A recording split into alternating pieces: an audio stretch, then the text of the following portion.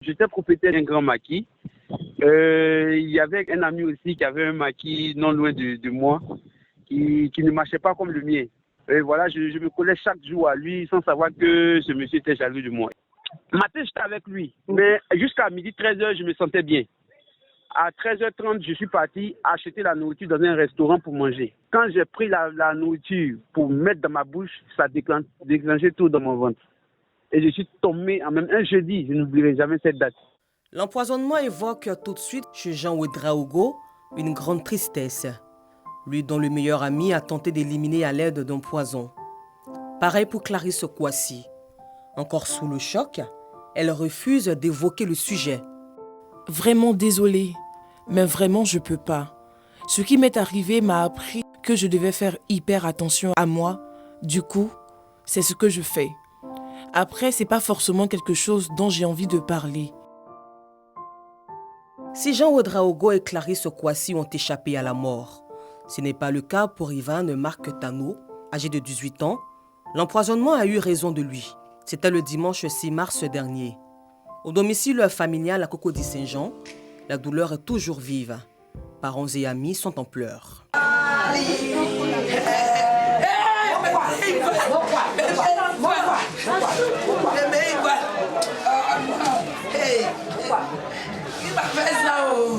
On m'appelle à 20h, on dit ça ne va pas chez Ivan.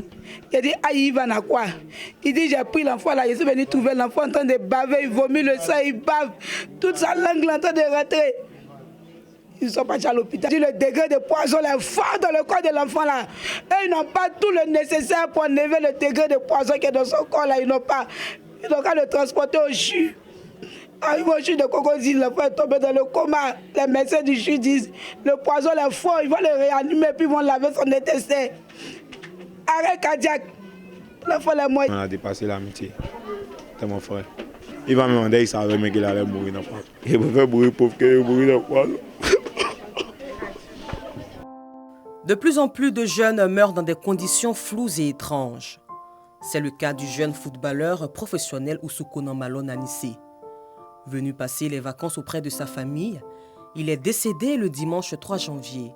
Face à la recrudescence de cas d'empoisonnement en Côte d'Ivoire, existe-t-il des remèdes pour la guérison? Pour répondre à cette problématique, direction la commune d'Adjamé, chez des marchands de médicaments contre le poison, communément appelés antipoison. Abdoulaye Adamou en vend depuis 12 ans. Il en a fait sa spécialité. Les médicaments là, il y a 3 façons. Il y en a aussi on prend pour se laver avec. Il y en a aussi on prend pour mettre dans bouillie, baga ou bois. Il y en a aussi on prend pour mettre dans le feu pour faire oussouna. Comme actuellement il y a beaucoup de victimes de poisons, c'est pour cela que je suis venu payer les médicaments pour me protéger. À l'instar d'Abdoulaye Adamou, Maître Sedjro Okoya est praticien et guérisseur dans la commune d'Abobo. Il assure guérir les cas d'empoisonnement. Ça dépend de combien de temps il a été empoisonné. Et ça dépend de quel type de poison. Quelqu'un qui sent ces genres de symptômes d'abord. Quel genre de symptômes? Par exemple, des vomissements, l'écoulement de la salive qui est anormal et qui n'a pas la couleur normale, et une personne qui bave, qui sent la chaleur atroce dans son corps, des brûlures, doit faire recours directement au charbon, le charbon de bois. Doit beaucoup manger. Et il y a aussi la plante là, du Véronia. C'est une plante amère.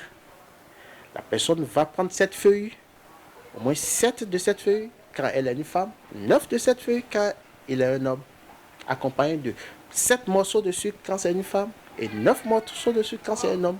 Il doit manger. Ça permet d'abord, ça anéantit ce poison-là d'abord, avant les soins adéquats. Notre méthodologie, quand on parle de l'empoisonnement, c'est toujours pas les plantes et pas voie orale, comme je l'ai dit, et pas voie anale.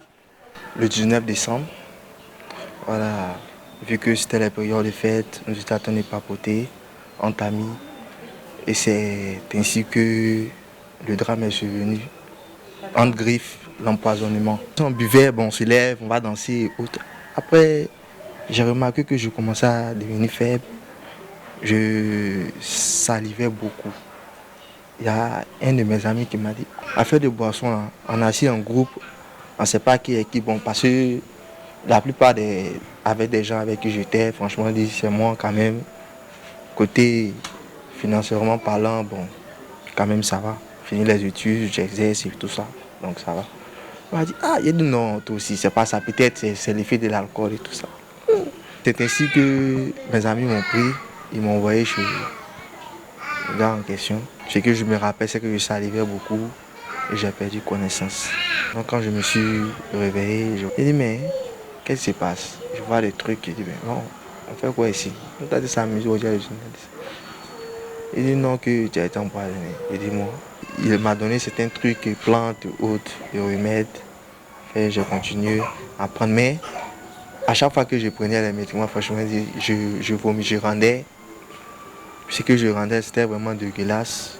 Mon traitement à moi m'a fait pratiquement 3 semaines. Que dit la médecine moderne sur la question de l'empoisonnement qui sévit actuellement en Côte d'Ivoire? Comment reconnaître une personne victime d'empoisonnement? Comment réagir pour sauver une personne empoisonnée?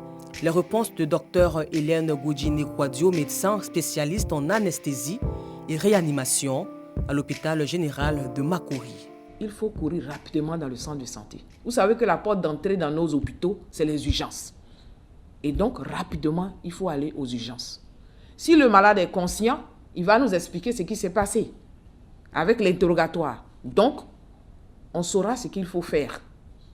S'il faut faire un lavage gastrique, il faut lui donner du charbon activé, ou alors c'est que nous allons tout faire pour essayer de maintenir ses fonctions vitales et puis essayer de maintenir une hémostasie, c'est-à-dire un fonctionnement normal de son organisme. Mais si ça se fait à distance, ce qu'il faut faire, il faut appeler les services d'urgence. Ici, on a le SAMU qui est là, qu'on peut appeler, parce que l'entourage n'est pas du corps médical.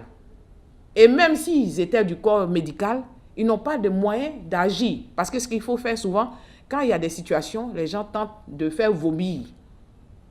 Ce n'est pas des bonnes actions à mener. Parce que en essayant de faire vomir quelqu'un, si c'est quelque chose qui est caustique, c'est-à-dire qui est érosif, ça va encore aggraver les lésions.